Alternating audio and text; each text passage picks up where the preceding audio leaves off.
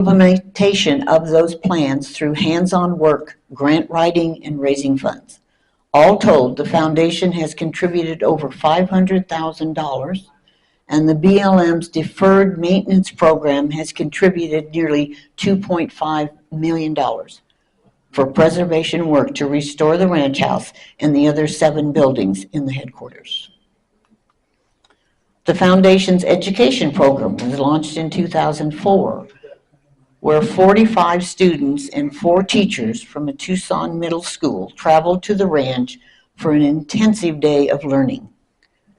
Since that time, the annual Education Day has hosted hundreds of middle school students. The students have learned about ranching heritage through demonstrations from BLM staff and local ranchers and cowboys. Wild About the Grasslands, the Foundation's highly acclaimed Ecology and Ranching Heritage Youth Education and Outreach Program, was offered from 2007 to 2014, with funding provided by the BLM from their Hands on the Land program. In order to achieve our preservation and education mission, it is essential to build public awareness and a strong membership. That's one reason I'm here today. With the assistance of Empire Ranch Foundation volunteers and BLM staff, the foundation sponsors events to raise public awareness, funds, and friends. Our annual Cowboy Festival draws more than 2,000 visitors who come to the ranch to enjoy Western heritage demonstrations, arena and livestock exhibits, cowboy cooking, and Western entertainment. On the first Saturday, and that's our program, that's our flyer that's out back there. On the first Saturday in April, and we think it's going to be March next year, we have our spring trail ride. You can rent a horse or you can bring your own.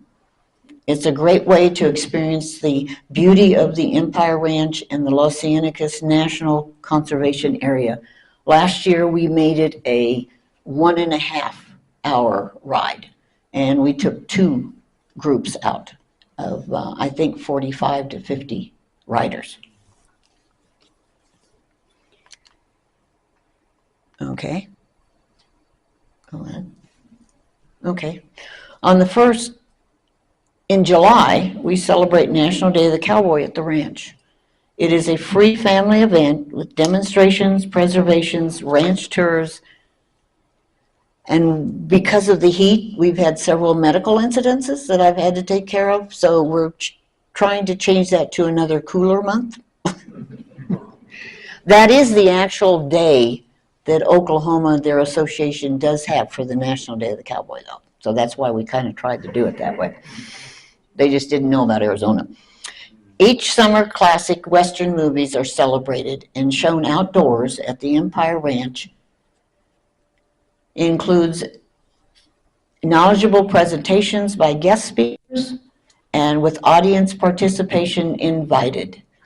We just finished having this one, Monty Walsh, and we had over 200 people sitting out in our big area, eating and buying our snacks and watching the movie. On the 2nd Saturday in December, we decorate the Empire Ranch house for Christmas. All 29 rooms get something. And have a fun celebration to start off the holidays. We have music, we have vendors, we have cookies galore, make and take decorations, and best of all, Santa. An active history, archives, and publications program is documenting and sharing the Empire Ranch history through interpretive exhibits in the ranch house and information on the ERF website. Trained docents provide walking tours of the historic Empire Ranch on the 2nd and 4th Saturday of each month at 11 o'clock, and they take about an hour. On our website, we have a video that takes you on a virtual tour of the Empire Ranch house that was done during COVID. It was a great way to visit the ranch from the comfort of your home or prepare for your visit. Print and online publications, oral histories, And the preservation of the Empire Ranch historical materials also help to tell the story.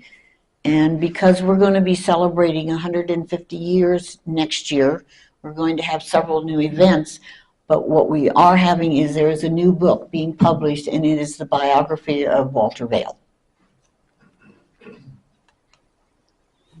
Membership in the Empire Ranch Foundation provides vital support for the continued historic preservation of the Empire Ranch.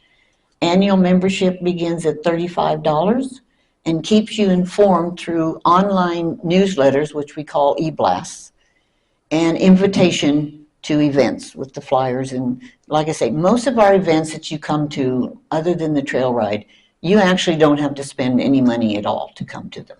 We ask for a donation of parking on some of them. The rest of them, it's all free. If you don't want to buy lunch, you don't want to buy anything from a vendor, you don't want to come in the gift shop, you can spend all day just listening to all the things that are going on. For more information, please visit our website or give us a call. Thanks so much for this opportunity to tell you about the Empire Ranch and the foundation.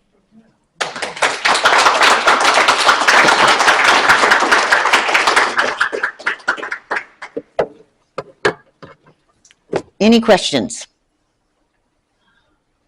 Yes. Do you want to make some comment about the music program that the University of Arizona School of Music did down there? Yes, we had a called Symphony Soundscape. We had it in the Adobe. Oh, got to turn it on again. Okay, sorry. We had it in the Adobe barn.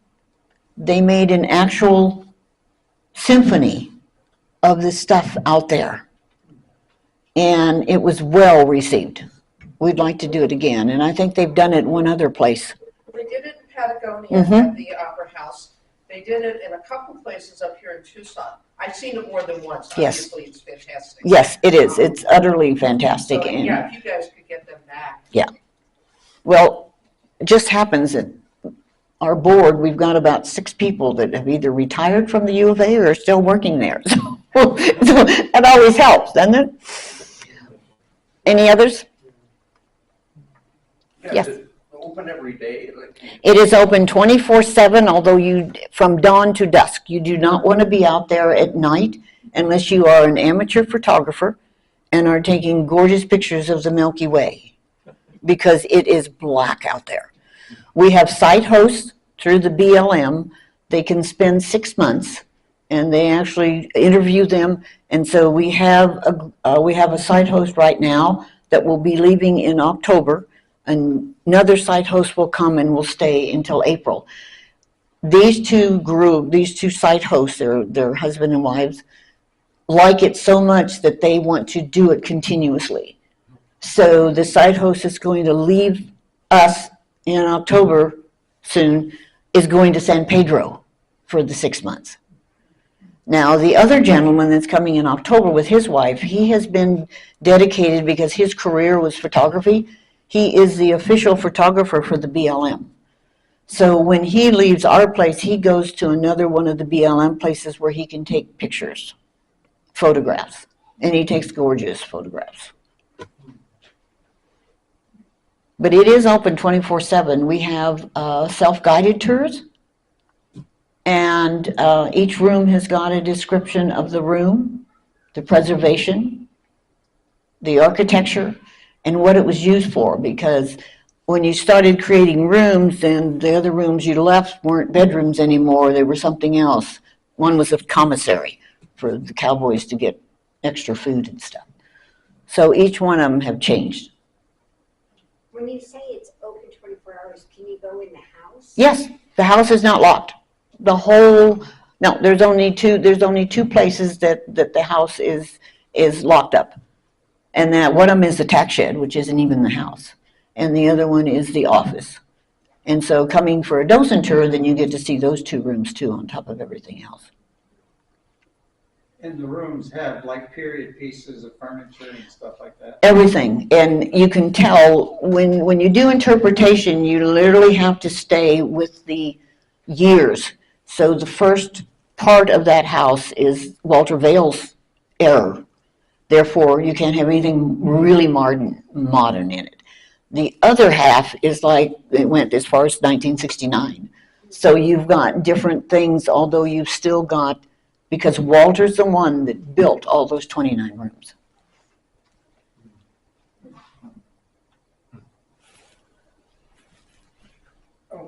Cattle rustling was a big problem on the other side of the Dragoons around the time this ranch was being established. It was. We didn't hear much that there was any. I can tell you a little story that I like to tell when I do docents. And it's only a rumor. But Walter Vail wanted to meet Geronimo after he was captured, and he was at Fort Bowie. So they told him he could. So he went and he introduced himself to Geronimo. And Geronimo says, well, we've already met. And Walter said, you know, I think I'd remember if I had met you. And Geronimo went on to say, well, you know, that night you guys were out looking for strays and you stopped here and you spent the night. And Walter's getting a little concerned. He says, I was this far from your face, and had you woke up, I'd have had to kill you.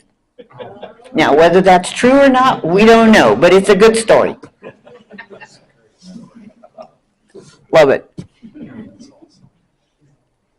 What's the distance to the nearest Circle K? Sierra Vista. I can make it there in 45 minutes. Tucson, well, Vail might have one. I don't know. But it would be Tucson, and that is an hour through most places. That was just my way of asking, how far is it from anywhere? I call it an hour. I have to drive that sometimes five days a week because of the marketing meetings that I go to, and I still work at the U of A for 2 days. So I go in on Monday and Tuesday, and I can leave my garage, which is right. The place that I caretake is right across from the Empire Ranch on the other side of 83. So I can leave my garage and arrive at the U of A in 1 hour, even including the construction that's going on I-10. Is the Vail family the namesake of the town of Vail? It is. The reason that happened was that the railroad needed money, needed a place to put their rails, and Vail and his brother owned the land. So when they sold it to the railroad, they named it the Vail Station. Now, along those lines, one of those books that was up there, The Diary of a Desert Trail, that is Ned's journal that when the drought happened, the railroad raised their prices because they knew cattle had to be sent elsewhere in order to have water. And Ned says, nope, not going to happen. Now, this guy's from New Jersey, but he dressed. Walter went around in suits, but Ned didn't. And he said, no, he said, I'm just going to do a cattle drive, take them to California where Walter's at.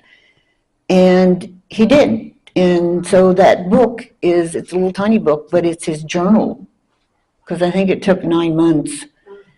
And he made more money and lost less cattle. And there's all kinds of pictures inside the book that are just phenomenal when they had all the cattle crossing the Colorado River at Yuma and things like that. And with that, the railroad reneged and lowered their prices. Because the stockyard from the Empire was at the Pantano, the city, the little town, I guess you'd call it. And so that's where the stockyard was. And whether that's where probably the train could go through and they could take the cattle and sell them.